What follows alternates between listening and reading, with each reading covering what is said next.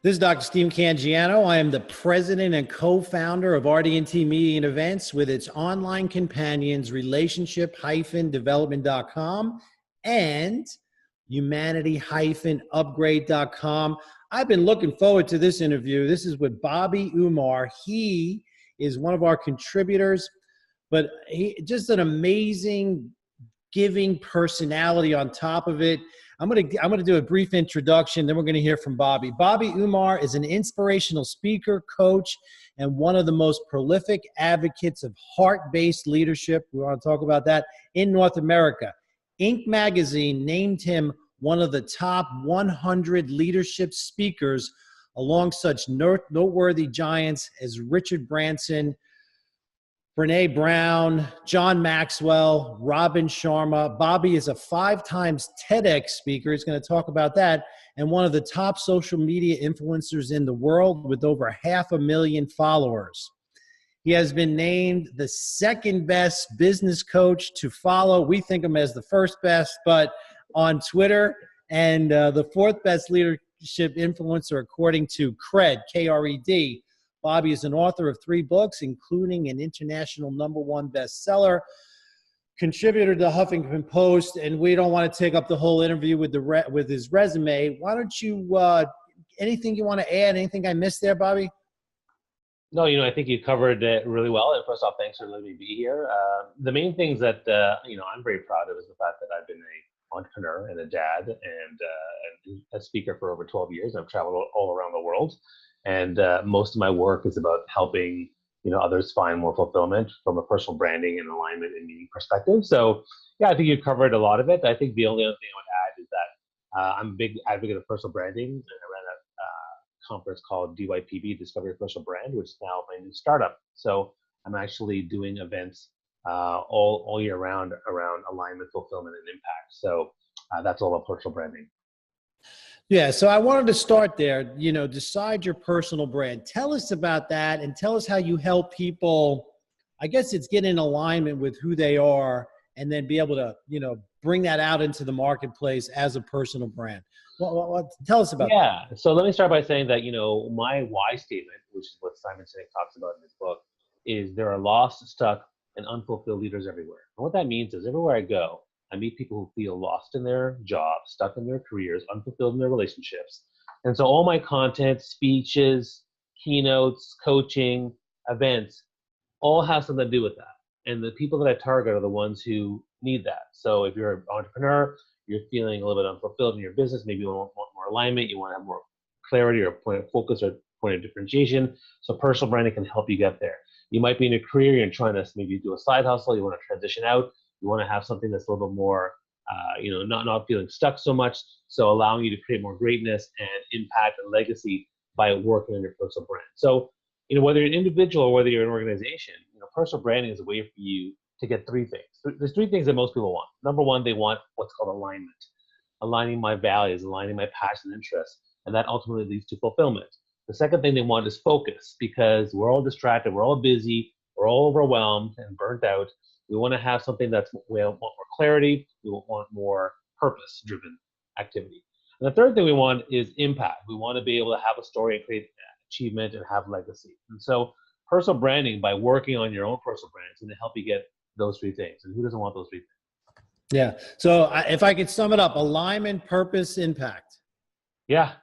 Beautiful. I love it.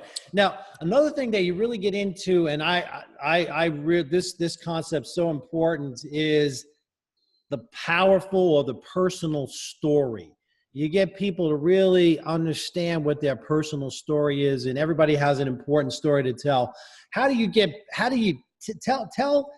Just go over the importance of story and then how you get people to get in alignment or bring out that story.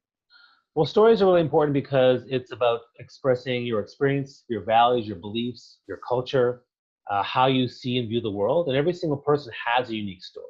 And on top of that, every single person has more than one story. They have numerous stories that are within them that they need to express and be able to, find a way to connect. I mean, stories are a great way to connect and relate to an audience. So anytime I do a talk or anytime I see even a business presentation, if they tell a story about it, it's going to have more impact and more connection with the audience. Now, how do we do that? Well, Part of the challenge is, the number one, just start telling your stories or just sharing your day, sharing what you feel. You walk down the street, you saw something, it made you think of something. What's the lesson for people?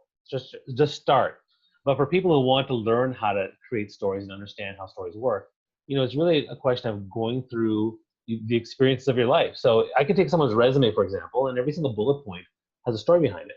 So what was the situation? What were the actions that happened? What was the conflict? What was resolved? What were the lessons learned?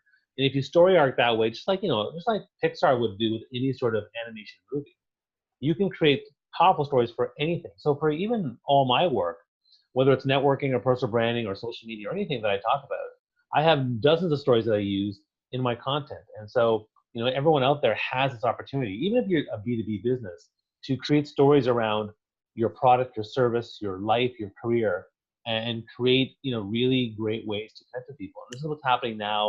I mean, it's been happening for ages, but nowadays in social media, particularly in LinkedIn and Instagram, people are using stories to send a more compelling message. Yeah, beautiful. Yeah, the power of story. I mean, I think you said Pixar tells stories. Yeah, yeah. Yeah. It's amazing how Disney, Pixar have told us the same story for 4 generations, and it keeps it's really an amazing success for them. All right, power of story, personal brand. I really liked what you said is I want to get into this because you talked about the multitasking delusion. Get into that because that really struck a chord with me, and I think it'll strike a chord with a lot of people. Well, I think the main issue or challenge with multitasking is that we feel that we're more efficient over a period of time, whether it's 1 hour, 4 hours, or let's say 8 hours. But ultimately, if you actually aren't, one thing that happens is you actually get less done, statistically speaking. And the second thing that happens is when you're finally done, you feel bad about the fact that each one of those tasks you didn't do as well as you could have, or you didn't have the right focus. If you actually took the 4 tasks that you have in a day and you actually did each one an hour, 1/2 hours, 1/3 hours, find more satisfaction checking that off that box. You're gonna find more impact with the actual quality of the work you've done. And the other thing that comes into play is that we also take the time allotted and we spread it out into the time that we have. So if I have four tasks and they'll take me 4 hours to do, in an 8 hour period, I'll actually make them fit in 8 hours. And all that other stuff is just filled with garbage, social media stuff, distraction, pauses, and just distraction in your own mind with that clarity. But if you did one thing at a time, 1 hour, 1 hour, 1 hour, 1 hour, you would be done in 4 hours and you would have 4 hours left over for extra time. So, people are deluding themselves into thinking that multitasking is the way to go, and turning off your distractions. For me, like I turn off my cell phone distractions all the time. All my notifications are now off, and I'm now focused on getting way more work done. Got it. Yeah, because one of the comps that you say, and I think it blends in here, is focus on how to focus. Exactly. Yeah, that's really important. You focus on how to focus. Why don't you talk about that for a second? What you mean by that? Well, I mean, all of us focus in different ways. So one thing to think about is, some of us focus in different environments. So, if I were to go to a cafe and work versus working from home, I definitely would be distracted because I'm a people watcher, right? And so I would look at people and there you go, and now I'm less focused. A lot of people struggle with social media. So for me, that's something that I struggle with. So I turn off the social notifications. But everyone focuses, and also people focus at different times. If you're an early riser or you're a late night worker and that's your best time to focus, then go for it. You have to focus on the way to focus that works best for you, because every single one of us is different. Every single one of us has a different environment and situation, and so you want to find the way to optimize that. And the other thing I'll say about focus is that it also has to evolve.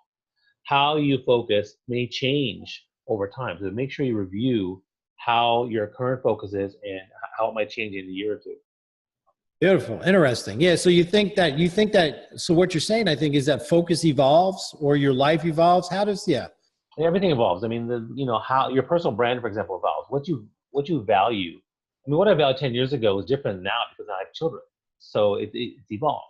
Right. What I believed 20 years ago changed because I'm older. And so, things evolve. But we also evolved, 1, 2, 3 years in our lives. And so your focus and how you want to focus may change. So, one thing I can tell you now is that my focus is definitely 8:15 a.m. to 5:30 p.m. because that's when I hustle, because then super daddy mode comes into play and I got to deal with that. Whereas before, I probably would have worked until 7, 8 p.m. and then my wife and I would have late dinner before we had kids. And so it's changed. And so you have to be mindful of that our focus and how we impact with our focus will evolve. Yeah, that priority is great.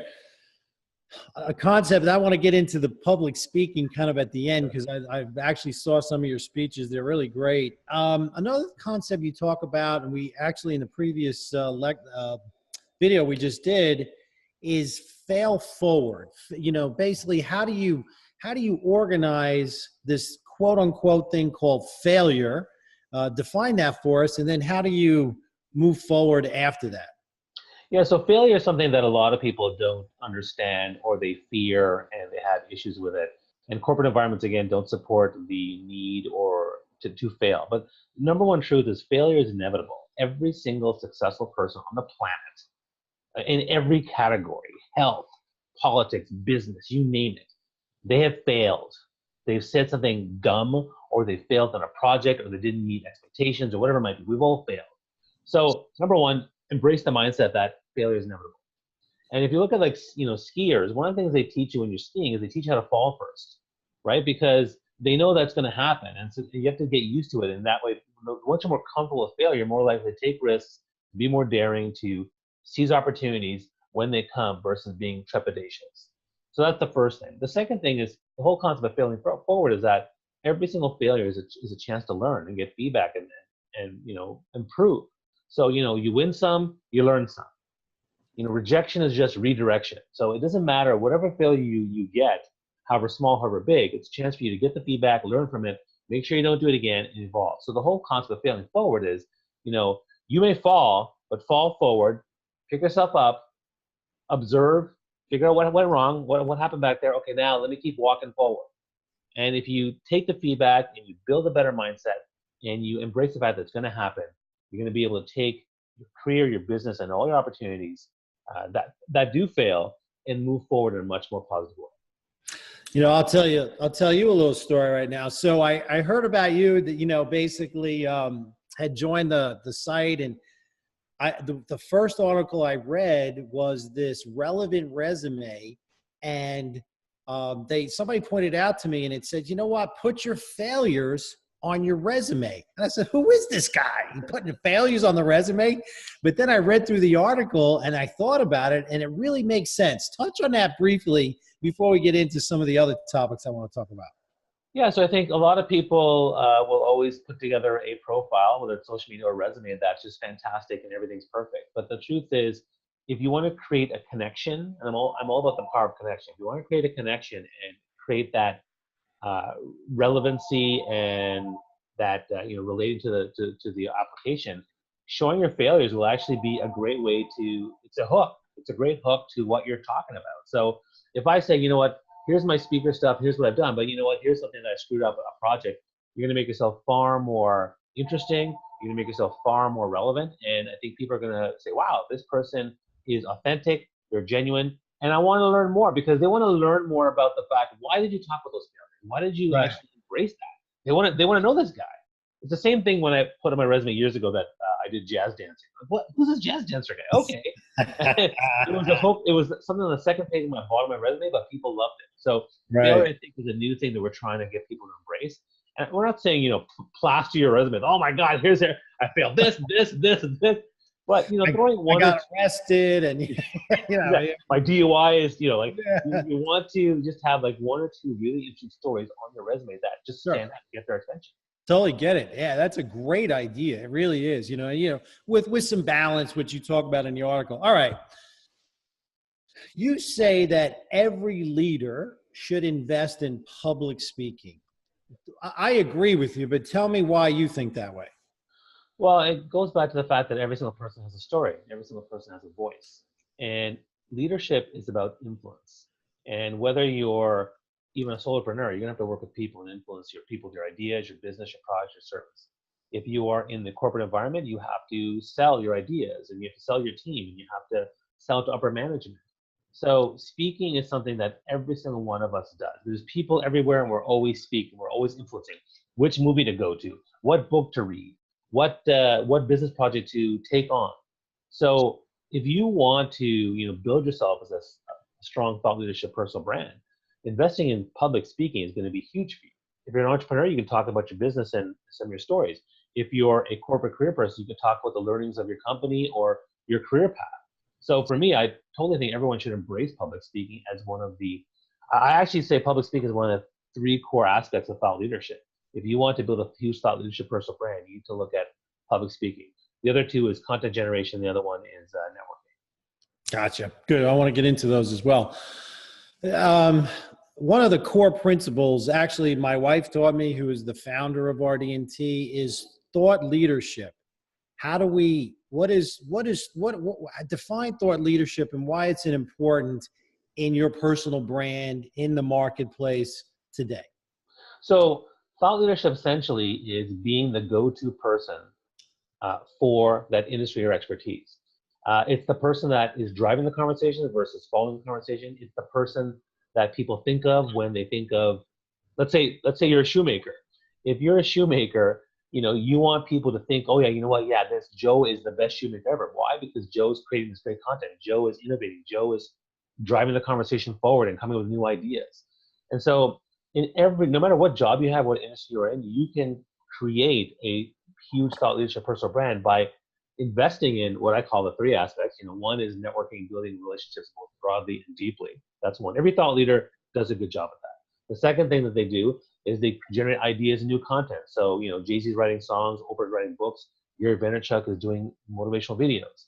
And the third thing that we do is we work on our writing and communication skills. That goes back to the public speaking thing.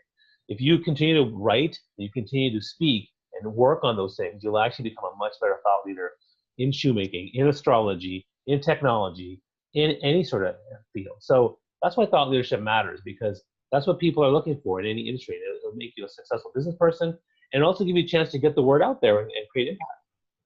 Beautiful. I love it. So I want to state, so what are some essentials? How do people navigate the social media realm without getting into the troll, the difficult dealing with, not getting involved or caught up in that, making it effective, not having it take over your life? Because you're really a world expert on this.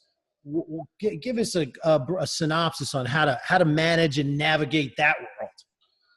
Man, there's so much there. So, I mean, first off, to understand, why social media matters, and that's going to be beneficial for you, creating your voice, amplifying your voice, and building a strong brand. Now, some people, like myself, can do multiple platforms. I do LinkedIn, Twitter, Facebook, Instagram, and YouTube for the most part. But other people only do one. So, think about your objectives. What's your objective for social media? And then pick the platform that you want to build it on. I usually think that if you want to build a strong one, do an integrated one around three of them. But some people just pick LinkedIn or they can pick Instagram. That's fine. And then in terms of navigating it, ultimately you're going to get engagement. Now, engagement is good, even if it's haters. It's still good because you're going to learn from them, and part of my challenge with dealing with cyber bullies on Twitter and people who say terrible things to me is, it actually builds my heart muscle. It builds my empathy muscle to understand that people out there are projecting pain and I don't let it get to me. So I have my own system for dealing with trolls and cyber bullies and inappropriate comments. But ultimately, I think that I would start off, for most people, to start off small, right? And then start off with one platform, then see if you can start to integrate that across three and navigate it in a way that's comfortable for you and your objectives. Because not everyone has to be doing this. I mean, people say, should everyone be on social media? I always say yes, because I think, you never know what might happen. Like, life can happen. Right. I have a friend of mine, a perfect example is doctors. Most doctors don't need to even to be in LinkedIn because they have a full roster of clientele and they'll be working as a doctor the rest of their lives. But a friend of mine, he was a surgeon and doing very well. And then, life hit and he had a concussion and now he can't work. Okay. And he has zero social media profile at all. And on top of that, he can't even do social media because he can't do much screen time. And so it's causing a major challenge for him, to what am I going to do now? He doesn't even know. And so, I think that everyone should invest a little bit of time in social media because it's the new email. When email first came, And I remember because I was like 19, 20 years old, I was like, I'm not going to use email. I'm going to call people. I'm going to visit them. Who cares about email? But then, Right. but then within a couple of years, I was missing out on parties. I was missing out on stuff going on because they're like, oh, Bobby, I send email. Like, oh, really? Oh, I didn't get that. So, email became the way we communicated. Now, social media is the new email. It is how we communicate everything in our lives. And so, if you're not part of it, you're missing it. Gotcha. Beautiful. All right. So now I'm a little jealous here. You've done 5 TED Talks. I think you have a TED Talk shirt on while sitting there. What tell us your experience with that and what that's done for you. Yeah, sure. So the first time I got invited to a TEDx talk, I didn't know what it was, and I was like, "Oh, what is this?" And then I looked it up, and I was like, "Wow, look at all these people! Like every single business leaders, athletes, politicians, spiritual people, philosophers, everyone is speaking at TEDx." I was like, I want to do this." So the first one and then I realized it would be an amazing thing for my brand, particularly because of the video, but also because of the TEDx brand itself. And so the first one I did, I was super nervous. And it's funny because they say basically, give us the best talk of your life, the best idea of your life, minimal slides, tell a bit about your personal life, and then keep it under 18 minutes. That's pretty stressful, even for a professional speaker like myself, Sure. who loves his PowerPoint. Man, that is stressful. So when I did my talk, it's funny. I normally don't rehearse my slides like on my presentations. Once I have it structured out and I've storyboarded it, I kind of know in my head what I'm going to do. But for that one, I rehearsed like 30 times. I did the thing 30 times over and over again, and every single time something screwed up. And then when I went on stage, I had a bear, and I took it with me because I found it on the side. I never even planned that there was a bear, and I took and hugged it, put it on the table, and I started my talk. And and I knew it'd be a great brand mechanism. It was. I mean, as soon as I had the 2 things: one, the recognition of a TEDx speaker, and number 2, the video to point people to. That's when things really took off for me as a speaker and as a thought. And then I got all the other ones. I got 4 pretty quickly within 2 years. And again, that's another reason why I think building a thought leadership personal brand is huge, because when you do that, people reach out to you. So those first 4 TEDx talks, people reached out to me. I never actually pitched. And then for years, I didn't do anymore because I was, 4 TEDx talks is pretty good, so I don't need more. But then I saw one, and I had a couple of TEDx talk ideas in my head. I always have them in my head. Sure. And I saw a post that the theme of a new TEDx talk that was nearby where I live was on connection. I was like, well, I'm all about the power of connection. Let me just pitch an idea. And I just quickly made a 3-minute video of what I thought I should do. I pitched the idea of talking about hugs, which was funny. And then within a couple weeks, like, yeah, we want you. I'm like, okay, there's my 5th TEDx talk. So, it's been great for the brand. It's great training for a speaker because you really have to focus on telling the story. You really have to focus on being succinct and concise. You really have to focus on connecting with the audience because that's your goal when you're doing a TEDx talk. And so I think it's a great experience for anybody. Beautiful. Yeah, yeah. And really great. I actually had a chance to watch that. Really, really, really well done. Well, so let's just rapid fire a few questions. Sure. Maybe. What is the key to inspiration? Not just yourself, but how do you inspire people? You say you're an inspirational speaker and coach. What is the essential of inspiration? Well, I think the number one thing to keep in mind is your why, your vision, your purpose, right? So I talked about my why earlier, which is, I think about lost, stuck, and unfulfilled people. And when I think about those people, I think about their pain point. I think about how they're feeling. I also think about the bliss point. Where do they want to go? They want to, find clarity. They want to find focus. They want to find, impact and legacy. And that doesn't matter whether it's a business person or it's my kids or my friends or my mom and dad. They all feel the same way. So that why statement, when I wake up in the morning, that fuels me. It motivates me, inspires me to do what I want to do. It's the same reason why I want to do this talk, because it's serving that purpose, that why statement. So that's the first thing.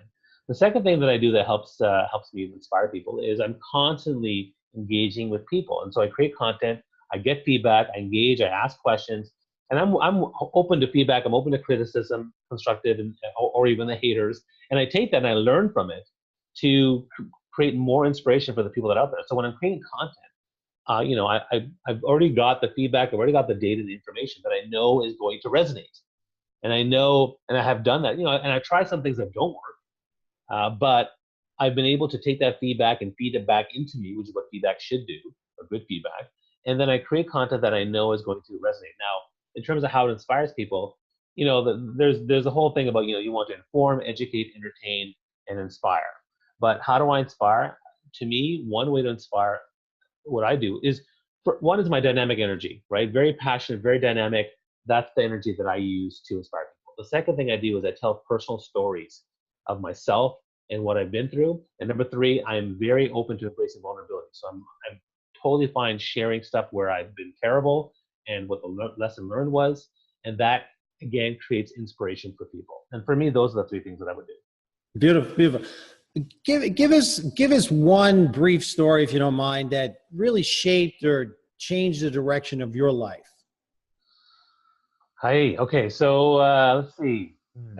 So in my final days, my final year of corporate life, we'll call it that.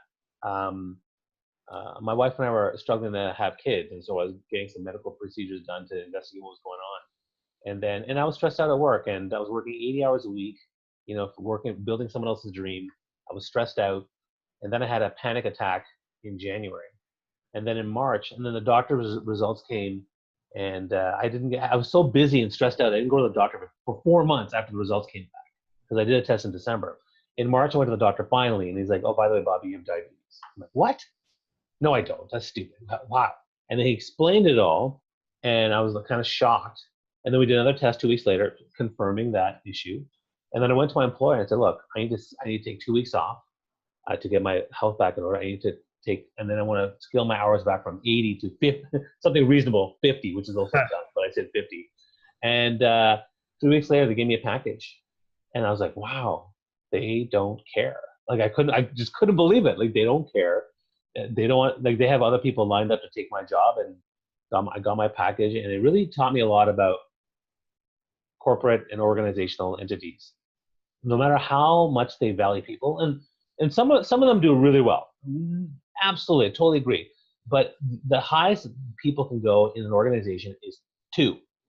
Number one is always going to be the bottom line, profitability. I have friends who have worked their butt off and they do amazing jobs. Everyone loves them, but at the end of the day, they get let go because it comes down to money. So that was a very transformative experience for me, because then I realized that I need to start building my own dream, building my own personal brand, and building my own business. And that was the launch. That was the pivotal moment where I started my speaking career. Wow, that's beautiful. Yeah, so I'm putting you on the spot here, and you are Yeah. coming through like a champ, with which I'm not surprised at all. All right, let's you talk about as a social media expert, as an expert, you're out with people every day, and one of the themes that you had is we live in this distraction economy. How do you help people? How do you recommend people focus in this distraction economy? And I'm not just talking about social media distractions. There's an abundance of information where the information itself is becoming distraction. There's like a frenzy of attention grab out in the marketplace. They just want your attention. Yeah. How would you recommend people deal with that? Well, first thing is to, again, know your purpose and your brand and what your why is, what you're trying to work on, right? Your objectives. That's the first thing. The second thing is, honestly, turn off all your notifications on your phone. I know you mentioned social media, but most people don't do this. They're unwilling to do that. That's the first two steps. After that, it's really about trying to figure out what's the best way to manage the distractions. Because again, they're going to be there regardless, right? So oftentimes you can gift yourself, I'm going to save myself an hour to do all that. So for example, on my own schedule, I actually schedule social media time, or time to read articles, or time to read stuff. And I said spend about an hour a day doing that. And it fuels me because I'm a social guy, right? So that's what I would do. So one is to plan for purposeful going through all that clutter, right? So that's when you scroll Facebook, or when you go through your feeds and you see what kind of news is out there, and plan that time to do so. I think that works really, really well. Similarly with emails too, you want to plan when you're going to work on the emails versus respond to every email that shows up every few seconds. So I think for me, like in that distraction world, we have to find ways to navigate. I also mentioned earlier about not multitasking, focusing on one task at a time and trying to get that done. I think that's an important piece as well. And then I think the last thing to keep in mind with distraction is that you have to find a way You have to find a way that works for you, right? And some people work better. I found actually that I do better with distraction by actually having. I'm more distracted alone than I am with people. So what I've done is I've booked time to work with my wife or my friend or someone where we're just sitting there, two laptops, in a coffee shop or a library where we just work plugging away. And every once in a while, I'll take, hey, so what do you think about this? Okay, and quick 5-minute talk, back to work. And I find that works really well for me. Some people don't like that because there's also statistics that show that every 5-minute break you take, it takes you an extra more time to get back to the focus piece. But for me, that works really, really well. And I find for me, from a distraction standpoint, having the company of someone else in silence that I love and trust can be actually fantastic. Beautiful. All right, Bobby, this has been phenomenal. I mean, we really packed in a lot of great information. Anything you want to discuss that I didn't cover that you feel like that's important? No, I think you did a really good job of covering all the topics that I care about.